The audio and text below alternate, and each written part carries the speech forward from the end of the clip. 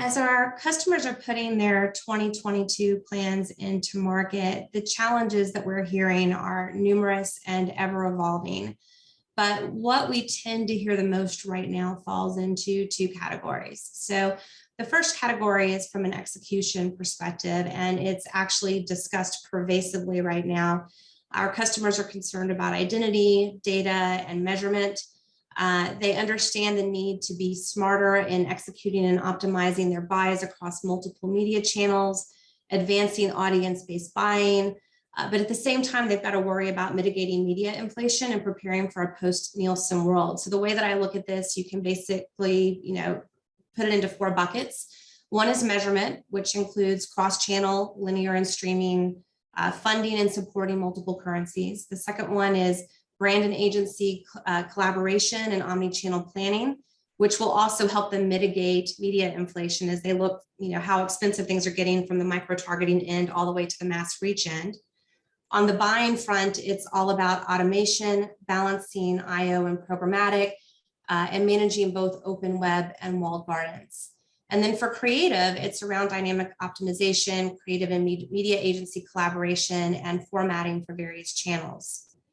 But on the other side, and when I look at this through a service lens, and by service lens, I mean the conversations that we're having from an account management and support perspective, what we're hearing the most is, just a really concerted effort by almost all of our clients right now to increase automation and efficiency, improve tool efficacy, and this includes consolidating a number of tools, providing or determining what global standards are, reducing manual entry, reducing swivel-chair. Our agencies are looking to be as efficient as possible, but they're also looking to maximize the return on and retention of their talent expertise at scale. Their talent needs to focus on what's more important right now versus spending their valuable time managing through inefficiencies.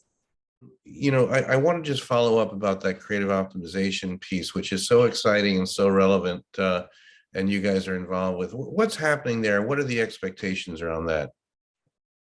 Well, right now, when you think about it, if you look at it from a Mediaocean perspective as a core system of record, being able to be foundational, but at the same time, layering onto that, our recent acquisitions of 4C and Flash Talking, we can layer on activation on social, we can layer on ad serving on open web and CTV, dynamic creative and analytics. And when you bring all of that together, for me, that's really exciting because now you have a full ad tech stack all through one partner.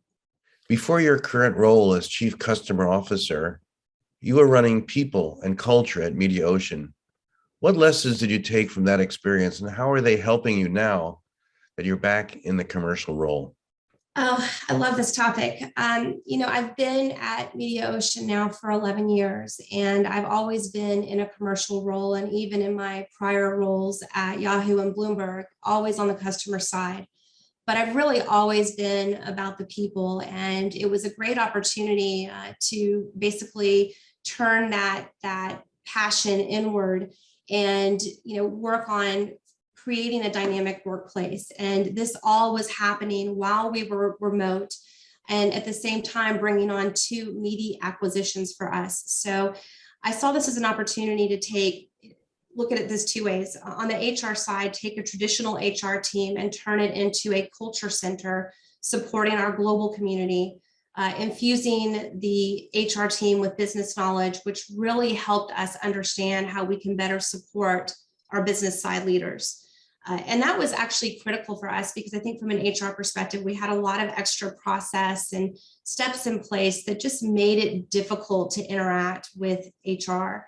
So it was exciting to be able to turn that business sense onto the HR team, but at the same time, we really focused on building out a very robust DE&I function. We already had the groundwork laid, but we really invested in it. We continue to invest heavily in it. And, we infuse this through every aspect of our business. And this includes carrying that forward in our customer community as well. So making sure that we're thinking about how DE&I plays a role and how we can play a role in helping our brands, our advertisers, our agencies bring these DE&I initiatives to life, both in their workplaces and in their ad campaigns.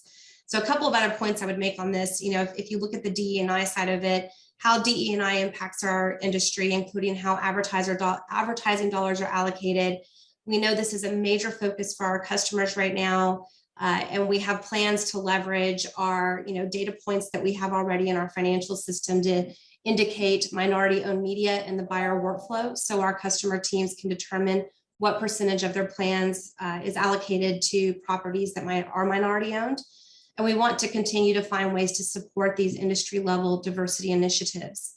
But on the talent and acquisition and retention side, if you think about the fact that we're going through the Great Resignation and that's impacting everybody, and this hand in hand with our clients wanting to be more efficient and wanting to really focus their talent, both retain their talent and also focus their talent on the aspects of their role that are the most valuable. It really helped me to reconsider how we approach our clients in terms of understanding their needs for efficiency, being able to help them deliver the best results that they can for their clients as they're dealing with all of the other challenges that I mentioned before.